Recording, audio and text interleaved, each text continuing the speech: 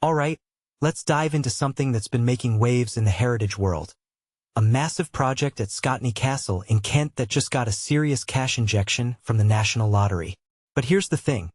This isn't just about slapping a new car park or a cafe onto a historic site. Personally, I think this is a fascinating example of how we balance preserving the past with making it accessible for the future. Let's break it down. First off, Scotney Castle isn't your average tourist spot. It's described as extraordinary. And I'm not just saying that because it's in the press release. What makes this really interesting is the way the National Trust is approaching this. They're not just restoring the castle, they're creating an entire visitor experience. A new car park, a cafe, a visitor center, and even a play area? That's a bold move. In my opinion, it's a smart one too. Heritage sites need to evolve to stay relevant, especially if they want to attract younger generations. But here's the kicker. How do you do that without losing the soul of the place? That's the million-dollar question. Now, let's talk about the restoration part. The Grade 2 listed walled garden and the 19th century vine house are getting a facelift. On the surface, that sounds like standard conservation work. But if you take a step back and think about it, these aren't just buildings, they're time capsules. The walled garden, for instance, is probably a relic of a bygone era when self-sufficiency was the norm. Restoring it isn't just about fixing bricks and mortar. It's about reconnecting people with a way of life that's almost forgotten.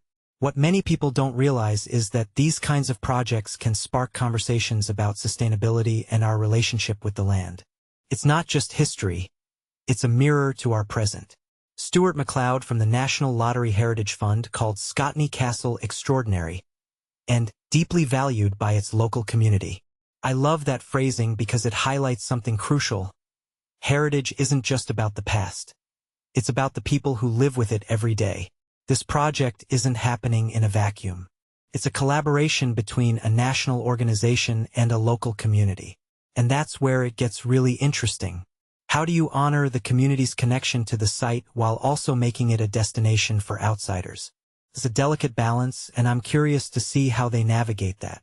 One detail I find fascinating is the £280,000 funding. That's a significant amount, but in the grand scheme of heritage restoration, it's not astronomical. What this really suggests is that the National Trust is being strategic. They're not just throwing money at the problem. They're investing in a vision that includes both preservation and innovation. But here's a thought. In an era where funding for the arts and heritage is often under threat, projects like this are a reminder of why these places matter. They're not just relics. They're living, breathing parts of our identity. If you take a step back and think about it, this project raises a deeper question. What's the role of heritage in modern society? Is it just about looking back?